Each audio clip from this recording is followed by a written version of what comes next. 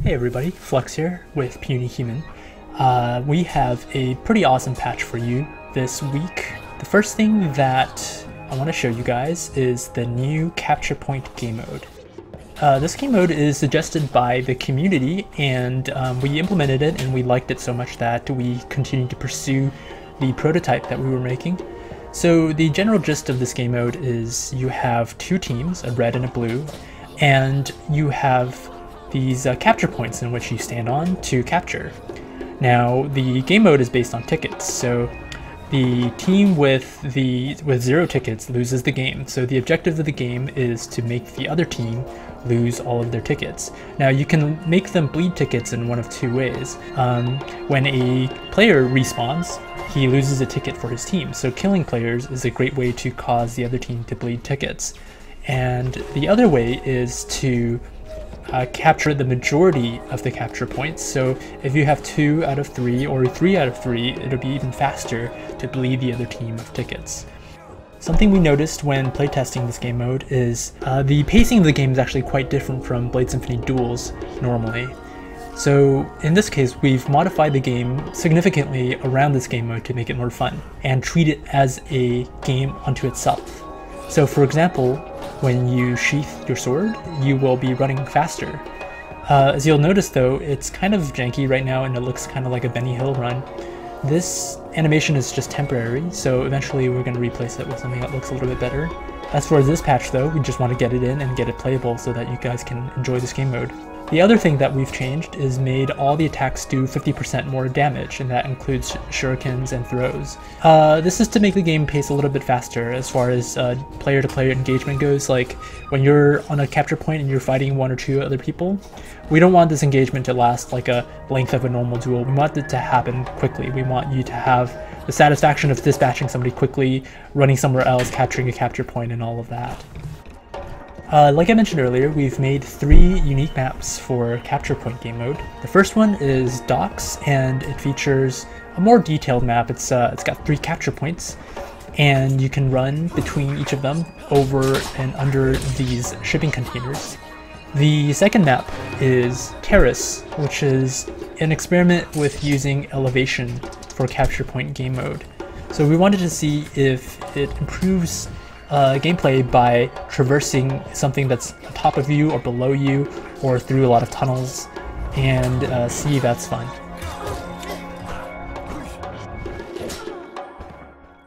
The third experiment is this map called Sequence, which is a sequential capture map. So this is quite different from the other capture point maps, in which there's actually 5 capture points and you have to capture them in sequence. So if you have a capture point that's being contended in the middle, you have to capture that one first before you can, back capture something further along this chain of capture points. So it's quite different, and I'm pretty excited to play this one with you guys.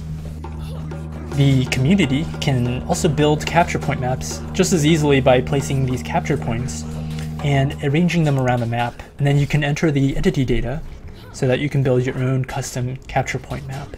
And I'm really excited to see what the community comes up with, because every time you guys make something, it surprises me and surprises the team. So we're keen on looking out for really great capture point maps by you guys. We wanted to make wall run a bigger part of this new game modes and gameplay. So one of the things we did was add a wall slide, and you can perform this by just running up a wall, and then it'll automatically slide down if you don't do anything.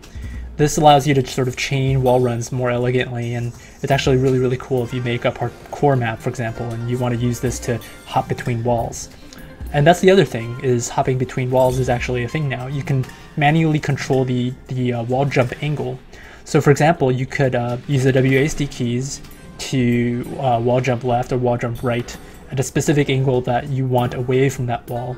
Alternatively, you can also mouse look away and hit jump button and then wall jump with that angle as well. So yeah, you're totally free to do any of these wall jumps. Now it's not animation based, it's completely manually controlled. So on the other end of the mapping front, we have 2 new versions of sandbox free roaming maps. One is called Free Temple, which is a revamped version of the dual temple map that you've seen. The dual counterpart of this map is takes place during the day. Well, in this version of the map, we've changed it to a nighttime scene, and so the lighting and everything is dramatically different. In addition to that, you can also run around in rooms that you used to not be able to. For example, the sides of the temple and these extra rooms and upper stair areas.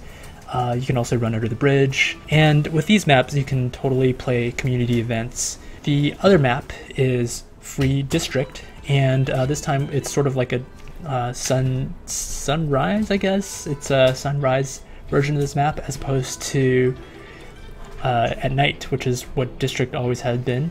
We've also added a whole bunch of areas. For example, all of the walkways now can be used, and there's a whole bunch of areas now that you can play in. And so again, this is really great for doing like sandbox type gameplay, for example, events and private duels and so on. We've also revamped character customization so that you can build your own character skins and custom attachments for the characters in Blade Symphony via the Steam Workshop. For example, Judgment's armor pads can both be individually removed and replaced by workshop items. Finally, this patch we're trying something new as far as game balance goes. We are allowing the community to do pull requests on our Puny Human GitHub. You guys are basically doing pull requests for game balance changes. For example, lengthening this tracer, changing this con variable, making this animation or attack shorter. And then when we like them, we pull them into the nightly build so that everybody else can play with them. And this is really powerful because you guys as a collective can participate in discussion of creating game balance. Thank you guys for checking out our patch notes, and I hope you tried Blade Symphony out. It's on Steam right now. And yeah, hit this link below to check out Blade Symphony.